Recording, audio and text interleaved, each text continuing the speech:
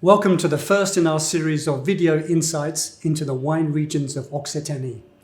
Today, we're going to start with the Languedoc, and more specifically, the wine region of Limoux. Now, Limoux is at the far western extremity of the Languedoc. It's about 100 kilometers from the Mediterranean, and it's really at the confluence between two climatic influences, Atlantic to the west and Mediterranean to the east. It's really over Limoux that these two influences meet. And it's what is really the main focus of the climate. Add into the fact that we're actually quite close to the Pyrenees, and we have altitude up to 500 meters. These are some of the highest vineyards in the Languedoc. This is one of the coolest wine regions in the whole of the area. This is a region that is famous for sparkling wine. It's also a region that is famous for white wine. The main varieties that you will find here are Chardonnay, Mosaic, and Chenin Blanc.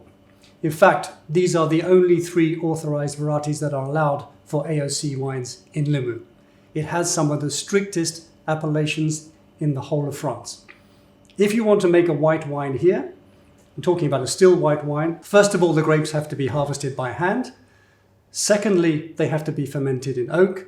And thirdly, they have to be aged in barrel for a minimum of 7 months. Now, you may ask, why does it have some of these strict rules? Well, I think the idea is really because they want to portray themselves as one of the best regions outside Burgundy for making Chardonnay in particular. So this is a still wine made in Limoux. In this case, it's made from the Chardonnay grape. This is 100% Chardonnay. And we can see from the color, it's deeper in color, it's a more golden color. On the nose, we have this beautiful mixture of peach, apricot, some slight tropical elements, and a hint of citrus. Overlaying all this, we've got a very subtle character of vanilla and toast coming from the oak. Remember, this wine is barrel fermented and aged in wood. On the palate, the wine is rich, yet superbly well balanced.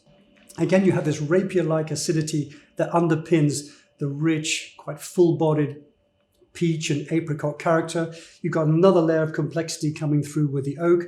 There's some nice creamy texture coming from some batonnage and from some lees contacts. And the finish is really long. If you gave somebody this wine in a blind tasting, they probably would not think it came from the Languedoc. Many would probably think it did come from Burgundy. Many might think it came from a New World premium Chardonnay wine grain region. But this shows that here in the Languedoc, Chardonnay can do well as many other grape varieties. And Limoux is really the star appellation. It's really sparkling wine that this area is famous for. And if we go back into history to 1531, it was in this year that the monks who were living at the Abbaye de Saint Hilaire, which is halfway between the town of Limoux and Carcassonne, discovered that the still wine they thought they had laid down in the winter was, by the time they came to drink it in springtime, sparkling. Now, they didn't really understand why, but they liked the taste. And over the years, these sparkling wines became famous and actually influenced many other people for making sparkling wine, most notably Dom Pérignon and Champagne. But nowadays, we have three styles of sparkling wine that's produced here in Limoux. The most prevalent is a wine that's called Blanquette de Limoux. And this is a wine made in the traditional method, predominantly from the Mosaic grape. It has to be 90% from the Mosaic grape, with the other 10% made up of the other two varieties, Chardonnay and Chenin Blanc. It has some aging on the lees, but not normally that long to give you a real yeasty character. This is a wine that is based mostly on the fruit, in this case, the Mosaic grape. So that very sort of quite strong appley character. Another sparkling wine you find here is the Crémant de Limoux. This is the style of sparkling wine that is probably closest to Chardonnay. Here we have a blend of Chardonnay, Chenin Blanc, predominantly, up to 90%. And then the balance is made up of Mosaic and also Pinot Noir. You're allowed to use Pinot Noir in making Crémant. And there's actually a rosé version of Crémant de Limoux as well. And then the final sparkling wine is Blanquette Méthode Ancestrale. This is the style of wine that is closest to what the monks discovered in 1531. It is made really with one fermentation. So you ferment the Mosaic grape. It has to be 100% Mosaic. And before the fermentation gets to the end, you stop it by chilling. So you have a wine that's low in alcohol, between 5.5% and 7%, and a wine that is sweet, often containing up to 80 grams of residual sugar. There is no yeast contact, so you don't have any autolytic flavors that you would have with the other two types of sparkling wine produced here in Limoux. The tasting with the wine that Limoux is most famous for, which is sparkling wine. In this case, this is a Blanquette de Limoux. So this is made predominantly from the Mosaic grape variety. It's made in the traditional method. So the bubbles are quite small. The nose is predominantly fruity. I mean, I'm getting a lot of this bruised apple, slightly citrus character. There's no real sense of any yeast coming through, even though this wine has spent some time on the lees.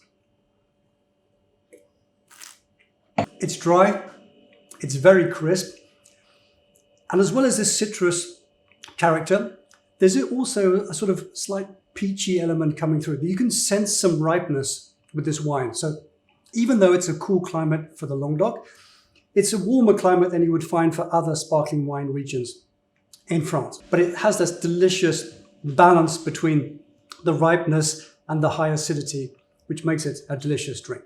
So although sparkling wine may be the most famous style of wine produced in this region and accounts for nearly 90% of the total production, there is a small amount of red produced here too, but that only accounts for around about 2% of all wines produced in Limoux, and is made predominantly from the Merlot grape with other varieties that you're allowed to blend in, some Mediterranean, some Atlantic.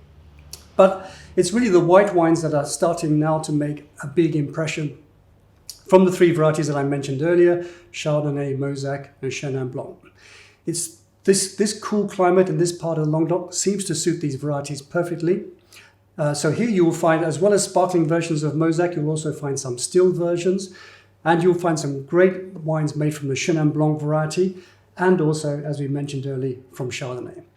This is a beautiful region, undulating, hilly, cool, a confluence of lots of different climates, making a myriad of different types of wines, but all high quality.